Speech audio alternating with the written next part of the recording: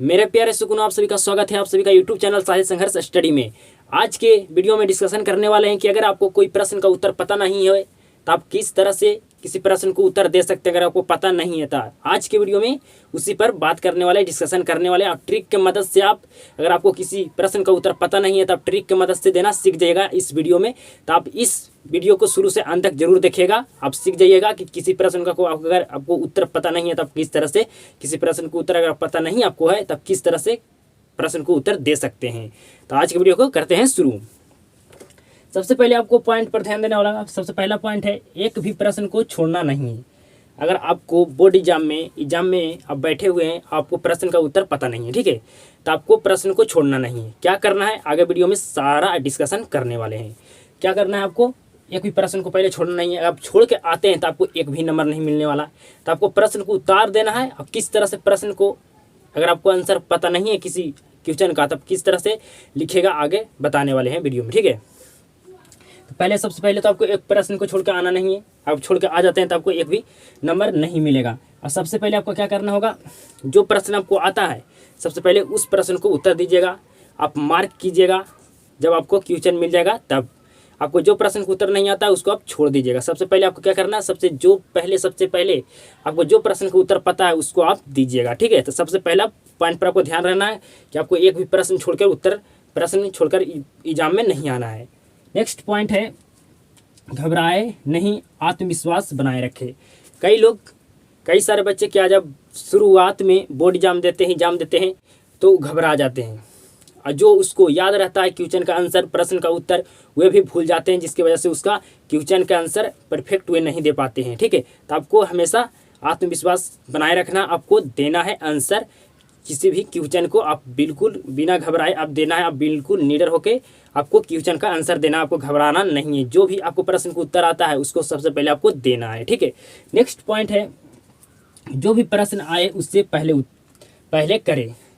मान के चलिए आपको प्रश्न 1 का नहीं आ रहा, 2 का आ रहा, कि पहला प्रश्न का आपको उत्तर पता नहीं है, आप भूल गए। ये सभी के साथ होता है कि 1-2 प्रश्न का उसको उत्तर नहीं आता। एक के प्रश्न जो उसको फर्स्ट प्रश्न है, आपको जो प्रश्न का उत्तर आपको पता नहीं है, आपको सेकंड प्रश्न जो दूसरा नंबर प्रश्न उसको आपका आंसर पता है, तो आपको किस तरह से लिखना है, आपको लिख देना है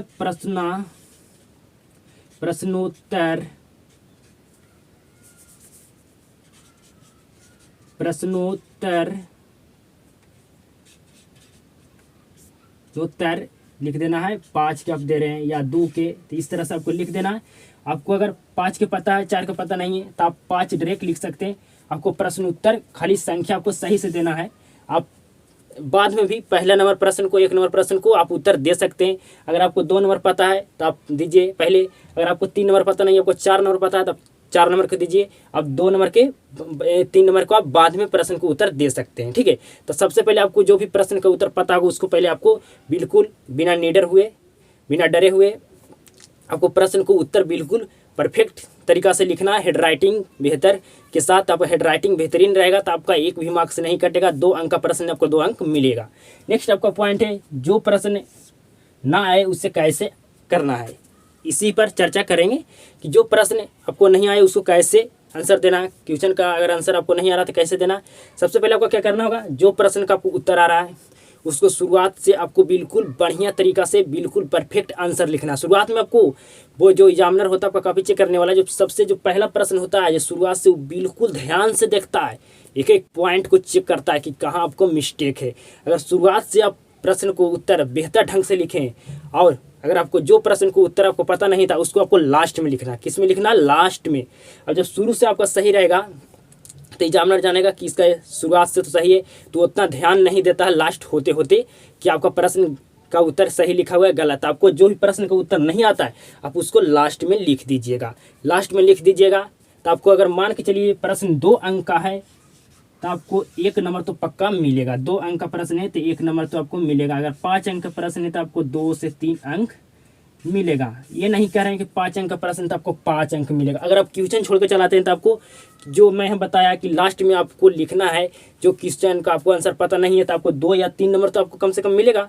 अगर आप छोड़ के चलाते हैं तो आपको 2 या 3 नंबर भी नहीं मिलेगा, तो इससे आपका मार्क्स घटेगा। और अगर इस तरह से आप पीछे सबसे लास्ट में लिखते हैं जो प्रश्न का आपको उत्तर पता नहीं है, आप किस तरह से आपको लिखना है।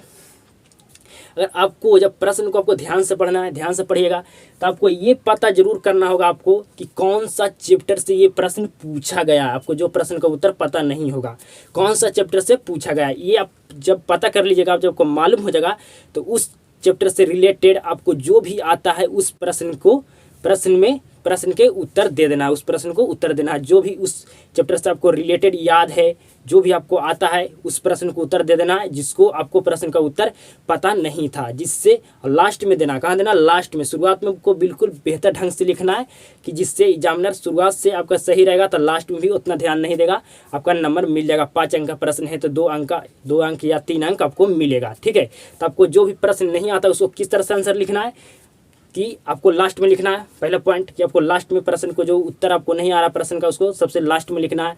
साथ में आपको ये भी पता आपको करना होगा कि कौन सा चैप्टर की ये प्रश्न है। ठीक है, आपको ये पता कर लिए तो उस चैप्टर से रिलेटेड उस प्रश्न को उत्तर आप दे दीजिएगा। आपको बिल्कुल 5 अंक का प्रश्न है तो 2 से 3 अंक आपको मिलेगा। तो ये तरीका था, ट्रिक था। आपको जो प्रश्न का उत्तर पता नहीं है तो इस तरह से आप प्रश्न का उत्तर दे सकते हैं। अगर आप इस वीडियो से कुछ भी सीख पाए हैं तो इस वीडियो को ज़्यादा से लोगों तक शेयर कीजिएगा। मिलते हैं नेक्स्ट वीडियो में, और वीडियो देखने के लिए आपको शुरू से अंत तक धन्यवाद। नेक्स्ट वीडियो में मिलते हैं। जय हिंद, वंदे मातरम।